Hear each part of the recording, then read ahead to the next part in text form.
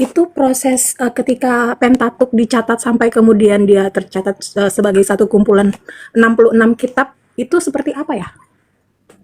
Ya dulu kan 5 kitabnya Musa itu ditulis oleh siapa? Ditulis Musa. oleh Musa, lalu dilanjutkan oleh Yosua. Yosua.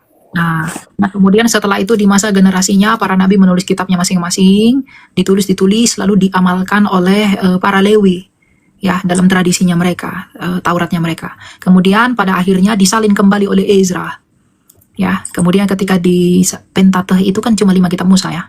Ya. Lalu kemudian disalin kembali oleh Ezra.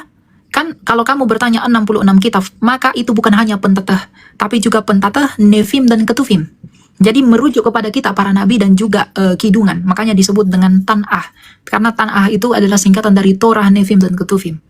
Nah, ketika Torahnya Musa sudah selesai, itu diteruskan kepada para nabi selama bangsa itu berjalan menyusurinya sampai kemudian diutusnya para nabi masing-masing kepada bangsa Israel dari zamannya Daud, Salomo dan berikutnya. Itu dituliskan oleh para orang-orang bangsa Israel yang punya kemampuan khusus untuk itu di dalam tradisi Tauratnya orang Israel. Kemudian sampai iya, betul, ahli kitab.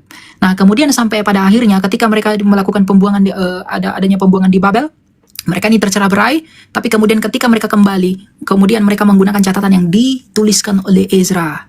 Nah, catatan yang dikumpulkan oleh Ezra ini, jadi Ezra ini menyalin kembali, ya, Tawarikh Samuel segala macam itu disalin kembali, disalin sampai kemudian Ezra itu mengumpulkan semua kanon perjanjian lama. Nah, kemudian pada tahun 168 sebelum Masehi, Antiochus Epiphanes itu merusak bait suci. Dia menajiskan bait suci di zamannya Makabe, yang di dalam Deuterokanonika ada kitab 1-2 Makabe, Yudas Makabe. Nah, ketika dia menajiskan bait suci, kitab yang disalin oleh Ezra ini dibakar oleh mereka. Tapi sebelum itu terbakar, kitab ini, Tanah ini sudah diterjemahkan 3 abad sebelumnya di Alexandria oleh para 72 rabi-rabi Yahudi. Ya, yang disebut dengan orang leksiko, makanya naskah LXX yang mereka beri nama Septuaginta. Nah, ketika Septuaginta sudah selesai diterjemahkan, 2 abad sebelum Kristus lahir, Antiochus Epiphanes menajiskan bait suci, maka ketika Kristus lahir mereka menggunakan Septuaginta.